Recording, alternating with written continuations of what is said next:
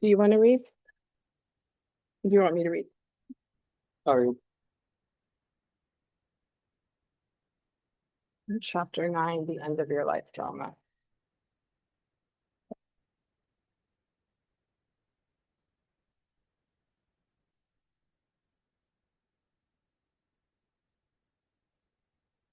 The end of your life drama. Beyond, this is from chapter Beyond Happiness and Happiness, there is peace. And beyond happiness and unhappiness, there is peace. The end of your life drama. In that state of acceptance, inner peace, even though you may not call it bad, anything still, can anything still come into your life that would be called bad from the perspective of ordinary consciousness? In that state of acceptance and inner peace, even though you may not call it bad, can anything still come into your life be called bad from a perspective of ordinary consciousness?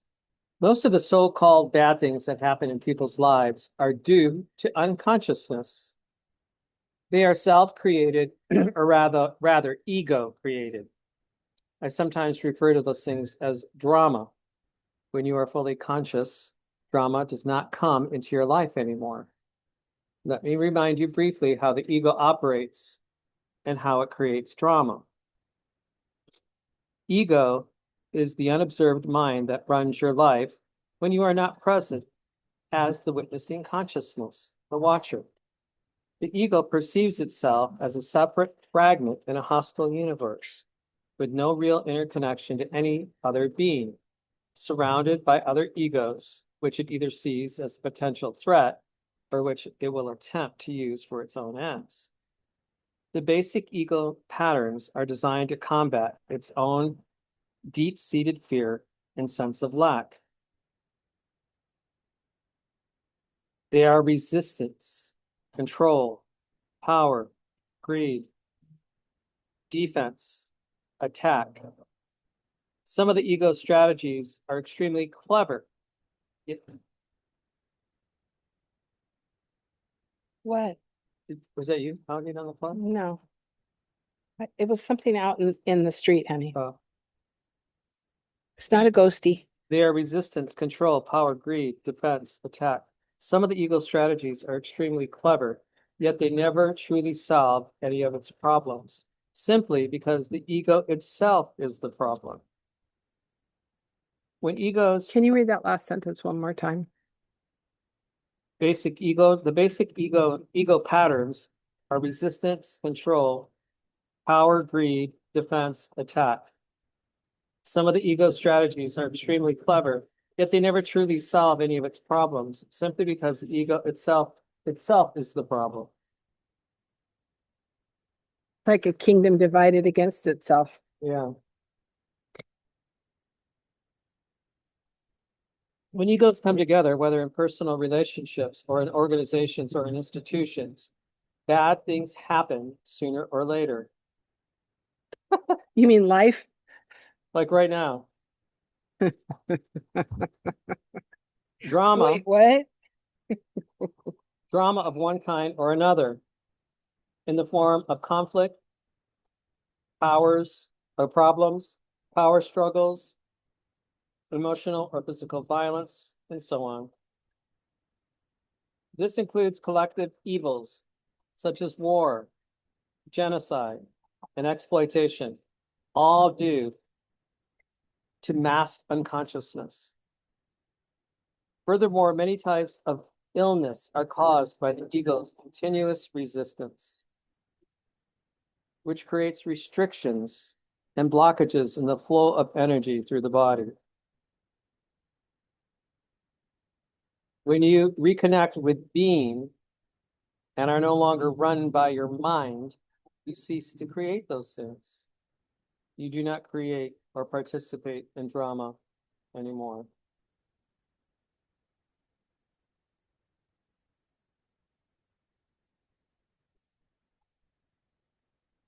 I'm just thinking of political powers and persons it's like you almost have to have this really, really strong ego to Or want. you have to be unconscious more so. I mean, we all have egos, but you have to be unconscious, completely Yeah. unconscious of your ego. Well, their ego has gotten them to that position. You know what Yeah. I'm saying? It was through their ego. Hmm. You know, the desire for control, the desire for power, the desire for money, and it's gotten them to those positions. The only problem is they're totally unconscious Right. when it comes To their sense of being to being outside of outside having of all that shit. something to go to war with, something to dominate, something to win. They don't know who they are outside of their ego. I mean, Probably the best leaders are the people who don't want to be leaders, reluctant leaders. reluctant. Well, also, I don't know that the ego is necessarily the bad guy. It's more the unconsciousness of your beingness, your isness, and the fact that are, you you live and move and have your being outside of your ego. It's the unconsciousness of that that gets us into trouble more so than just the ego itself, don't you think? Hmm. I don't know. I don't know.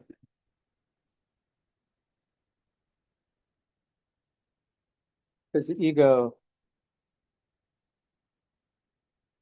I mean, the ego is what puts them in these positions. Well, it requires ego strength to run for an office or move up a corporate ladder or whatever. Right. But the problem is that's what then runs Right. what the institutions is the ego.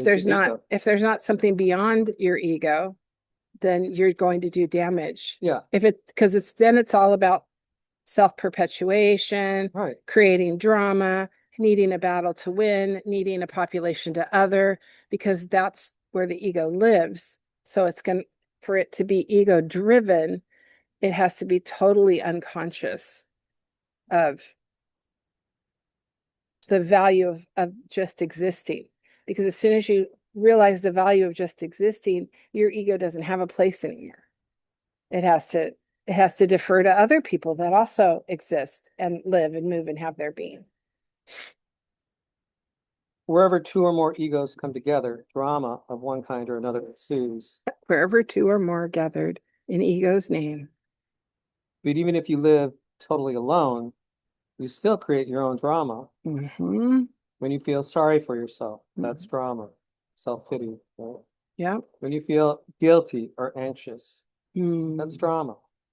When you let the past or future obscure the present, you're creating time, psychological time, the stuff out of which drama is made.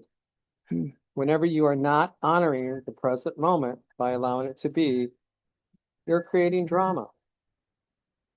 Most people are in love with a particular light drama. Their story is their identity. How many times have we talked about that? Yeah. People who they've lived in crisis and in chaos their whole life, that's become their identity. So they can't live And their balance addiction, or there's an peace. addiction component. They got to be creating drama. Drama. Yeah. The ego runs their life. They have their whole sense of self invested in it. Even their usually unsuccessful search for an answer, a solution, or for healing becomes part of it. What they fear and resist most is the end of their drama. And as long as they are their mind, what they fear and resist most is their own awakening.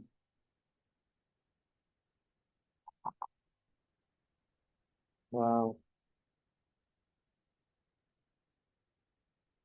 Hmm. As long as they are their mind, what they fear and resist most is their own awakening. When you live in complete acceptance of what is, that is the end of all drama in your life. Nobody can even have an argument with you, no matter how hard he or she tries. You cannot have an argument with a fully conscious person. An argument implies identification with your mind and a mental position, as well as resistance and reaction to the other person's position. The result is that the polar opposites become mutually energized. These are the mechanics of unconsciousness. You can still make your point clearly and firmly, but there will be no reactive force behind it, no defense or attack. So it won't turn into drama. When you are fully conscious, you cease to be in conflict. No one who is at one with himself can ever conceive of conflict, states A Course in Miracles. This refers not only to conflict with other people, but more fundamentally to conflict within you, which ceases when there is no longer any clash between the demands and expectations of your mind and what is.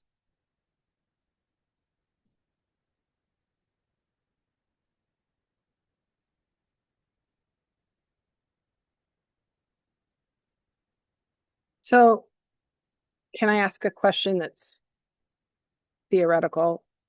When God created us, we have egos, that they're not from the devil. The egos, they have a purpose, you know. So do you think that learning to make peace with your ego and to be conscious of your ego is a developmental thing that happens later in life, and perhaps should happen later in life after you've done all your ego drama, you know, all your wins, all your rightness, all your corporate climbing?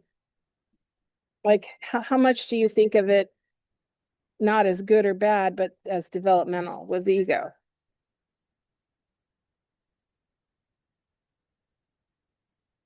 Well, we always talk about plan A and plan B. Well, I don't think there ever was a plan B after the eating of the apple. Myth. The myth of the eating. Yeah, I think that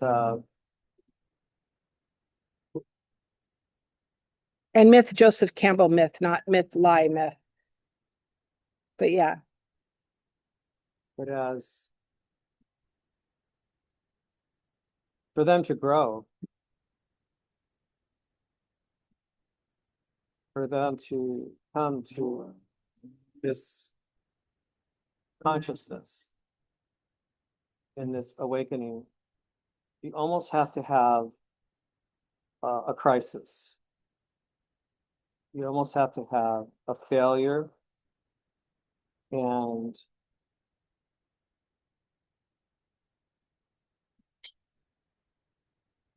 something to challenge um, the ego.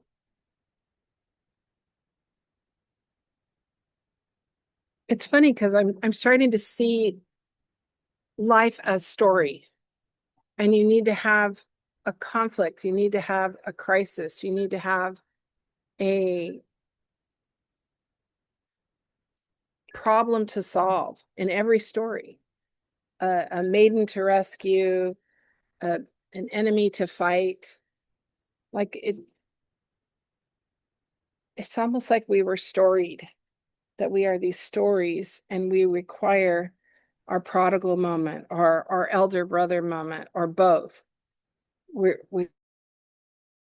worker coming late experience, but we also have to have the worker who's there early and doing everything right. Like, we have to be the sheep that went astray, but we also have to be the shepherd, and we also have to be the sheep that are staying with the flock. Like, it feels like they're all parts of story, you know.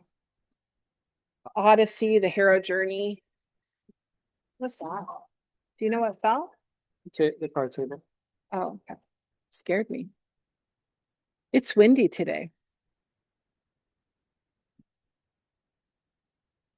What does this say about conflict.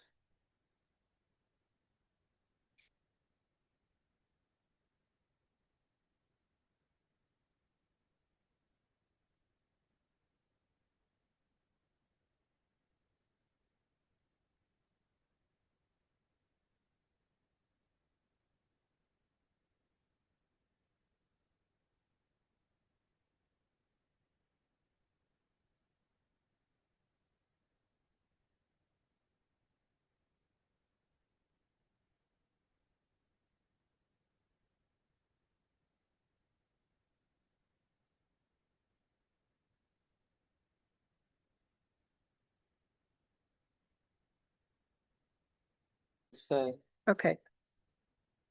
so I don't know, it makes you wonder where the ego comes in terms of, because, he talks about conflict and how the ego creates conflict, right? If there's But no the ego requires conflict. if there's no ego, yeah. Well, what happened after they ate of the apple? Their eyes were open. It's almost as if the ego came. The ego was birthed because now you have a competition and you have conflict, right? And you see the conflict being played out when Adam blames Eve, right? And then Eve blames the serpent. And first Eve blames the serpent and God.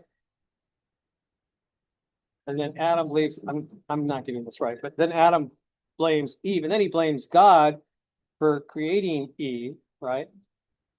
And so now you have conflict between Adam and Eve, whereas before, see, this is making me wonder about the origin of ego, where before they were all one. And when you're all one, there is no ego, right? Well, they were conscious of life and being. They were eating from the tree of life. So they were conscious Right. of just existing and that being enough. There was no problems that needed to be created for our ego to be sustained and fed until they ate from the tree of the knowledge.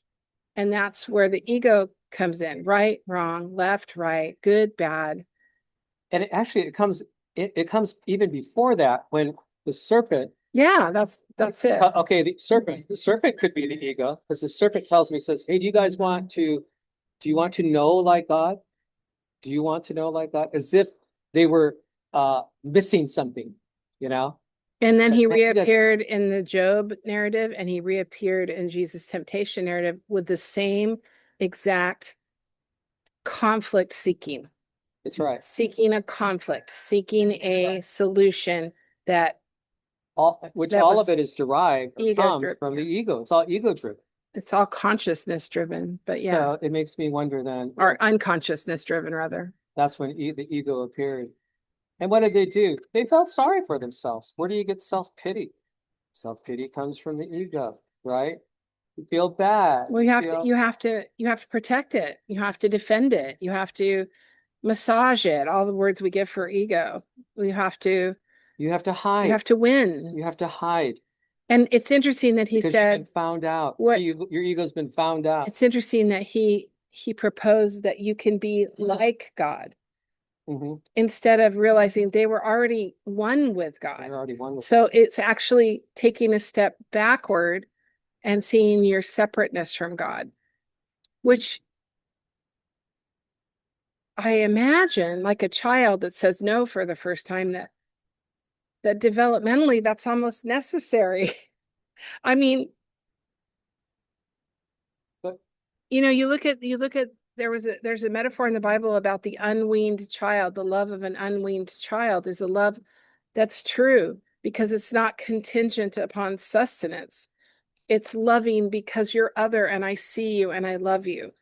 And I wonder if God wanted the love of an unweaned child to to to know him in a sense, in this almost artificial separateness, yeah, and to return back after the weaning of the garden, to turn back by choice, by relationship, by remembering that I came from you, just like a child remembers, I came from my mother, you know?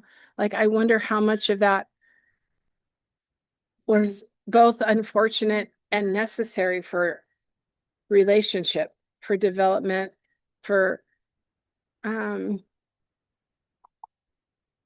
Yeah. And the ego, the temptations are all associated with the ego. You're not fully complete. You're not fully whole. You're not fully who you could and should be. You know what I'm saying? Unless you have this and this and this, whether it be the first temptation in the garden to Jesus's temptation, you know, in the desert. Um, it's all it's all the tempting once again that you are not all one, that you are not whole, that you are not complete. the imagined separateness, the And what conjured separateness. and what's the opposite of the ego? The opposite of the ego is when the God of the universe can take all authority, all status, anything that equates him with God, right? And say no to all of that and become a servant, become a human being and die and submit and surrender, even though he's the God of the universe, all powerful, all knowing, all present. Well, I also think of it as, in a sense, God could only know God by separating from God, just like we could only really know God, in a sense, by separating and rediscovering God as a separate entity and remembering, oh, we're not separate at all. I almost feel like Jesus' words, forgive them, they don't know what they're doing. You know, it was almost this aha moment of God understanding the form of separateness, the illusion, the unconsciousness that man experiences trapped in time and space, and going, oh, that amnesty, you know, that divine amnesia. Like, okay, this is why. This is why. I don't know.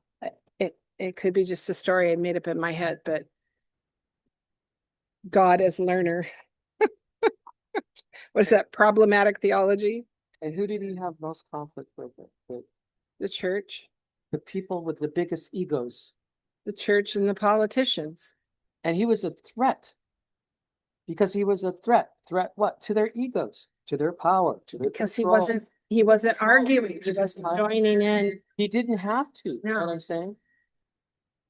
I mean, called them out on crap, Right, but you know, that's not but he arguing. wasn't He wasn't arguing for his ego. he wasn't walking around being defensive all the time. You know what I'm saying? And needing to correct everybody. And Well, and anytime he talked about his divinity, he said, and you also are the light of the world. You know, don't keep your light hidden. You know, there's greater things will you do. Like he was calling us to be like him in the truest sense, to remember that we're made of God, to remember our own divinity. But instead, we made a mascot out of him.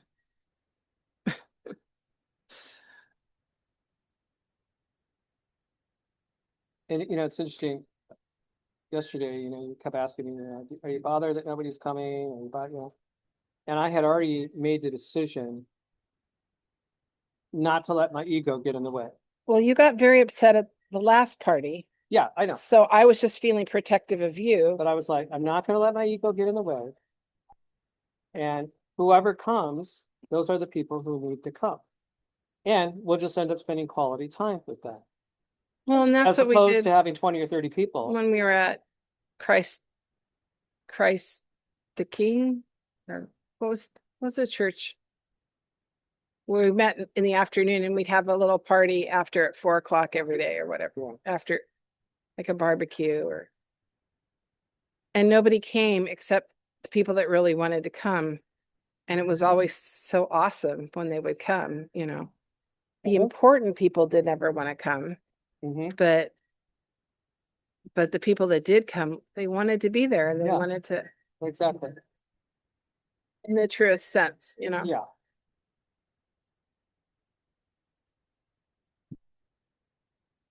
But I thought about afterwards of how I've wanted to get to know Mr. Warren's daughter, Mm, Sierra, Sienna. Sienna, Sienna. Oh, Sierra was the other person. Mhm. So Sienna, because he talks about her all the time. She came to parties a She's couple years so ago, but she cute. was too little then, And this time I was like, I want to get to know her. Is she 5? 5. So I was able to spend time with her and see her personality and see her disposition and give her a tour of the house and I saw you went in the drama truck. open up the drama trunk. And I was like, and later I thought, I had the time to give to this child and to make her feel And comfortable. you wouldn't have had that if there were 20 people here. And now when I see her again, we're gonna have this connection, Hmm. And I was like, that in itself, babe, was worth it. It was worth just having, a couple people here. And I was like, okay, this is an opportunity. It's actually an opportunity. Hmm. It's not kind of a negative thing, but it's a positive thing. Yeah. And that was fun for me. And I kept thinking, I don't have a grandkid, so I just pretended she was my grandkid. Yeah, I My did that granddaughter. too. I pretended like, what if this was my granddaughter and what would I want to ask her and what would I want her to ask me and what would be fun? What would be an activity that I would do with my own grandchild? Right. I did that too. So that whole ego thing, it just dissipated. It just stopped. Mhm. I was like, man. Impermanence and the cycles of life. However, as long as you are in the physical dimension and linked to the collective human psyche, physical pain, although rare, is still possible. This is not to be confused with suffering, with mental emotional pain. All suffering is ego created and is due to resistance. To resistance. Arguing with reality, Arguing with reality. with what is. That's right. And so yesterday I was like, no, this is what is. This is the holy place. This is where I'm gonna live, right here. Mm-hmm. And just have fun with her and take her into the bird cage. The sacrament of what is. That's what we're going to call it. Yeah. Although as long as you are in this dimension, you are still subject to its cyclical nature and to the law of impermanence of all things. But you no longer perceive this as bad. It just is.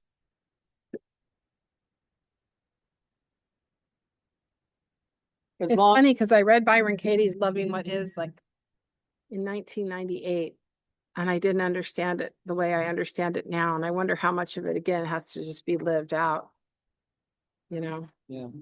But it planted a seed in me about it, for sure. As long as a condition. Oh, wait a minute. I lost my page. Uh,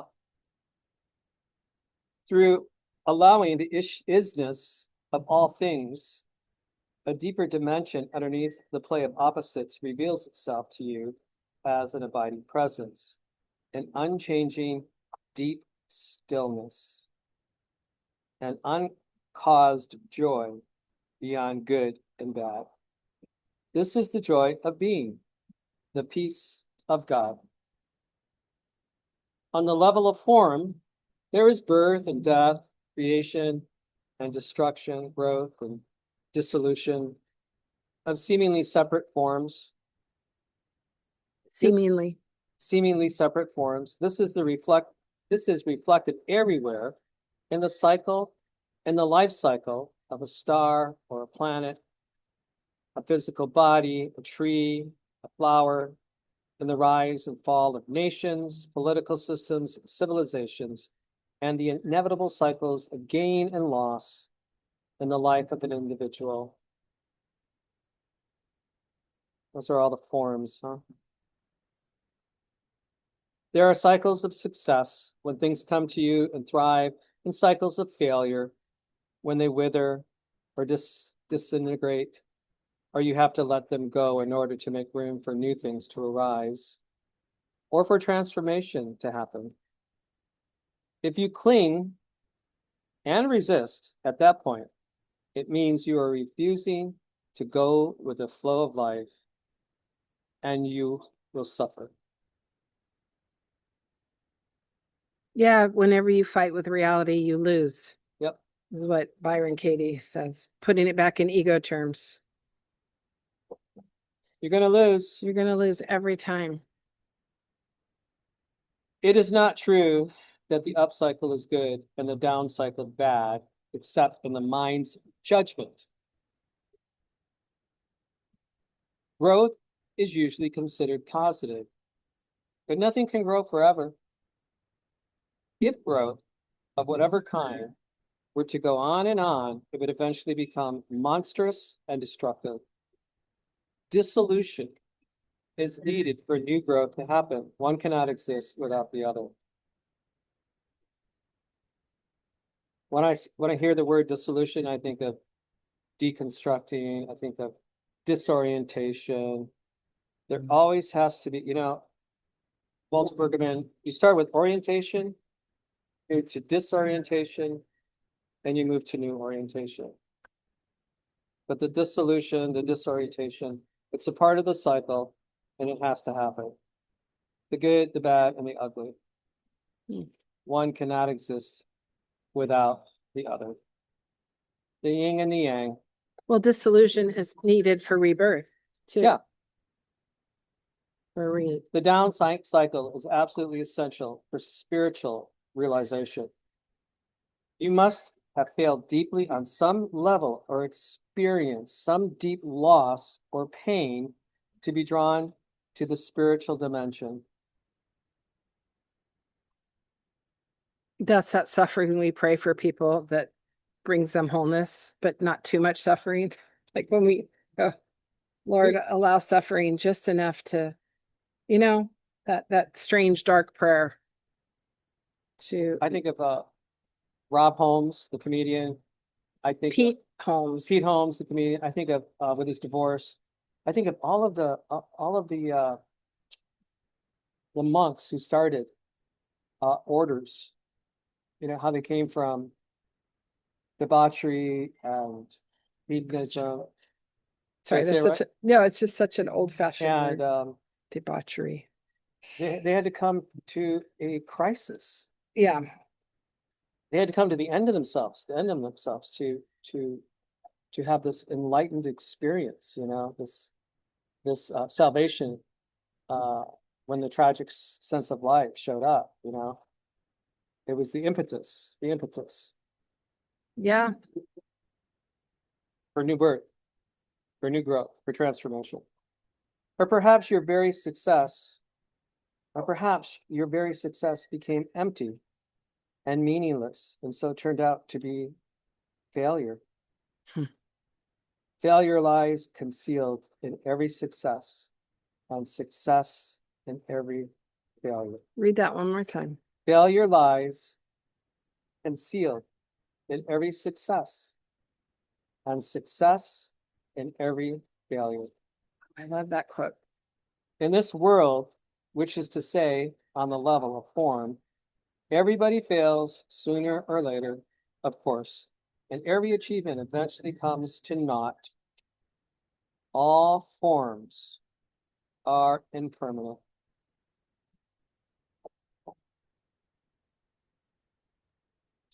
You can still be active and enjoy manifesting and creating new forms and circumstances, but you won't be identified with them. You do not need them to give you a sense of self. See, that's the tricky part, is to continue manifesting forms and strategies in your life and your work, but not identify with those forms. It's both and that's the difficult thing. It'd be easy for me to be totally without an ego and not care about any form, or totally invested in form and not be conscious. But to be both, that's discipline, man. That's a hard, balance. You do not need them to give you a sense of self. Right. So go for that raise you deserve, go for that equity and pay that you deserve, but don't relinquish your identity to the outcome. That's hard. That's hard.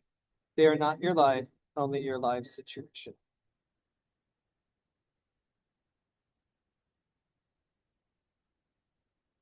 That's why when I was offered that chaplain position, Mm-hmm. that's a form. Yeah, absolutely. And You got a master's of divinity. You spent years in seminary. It's a kind of a transaction, right? Now this has earned you that. and I thought to myself at a certain point, I don't need to do this. I don't need to add one more job to my resume. Well, just like didn't need to take that job at the other church and you pulled out of that application process. It's the Oh same yeah, thing. yeah. You've had a lot of experience with choosing consciousness over, I'm not as good at it as you are.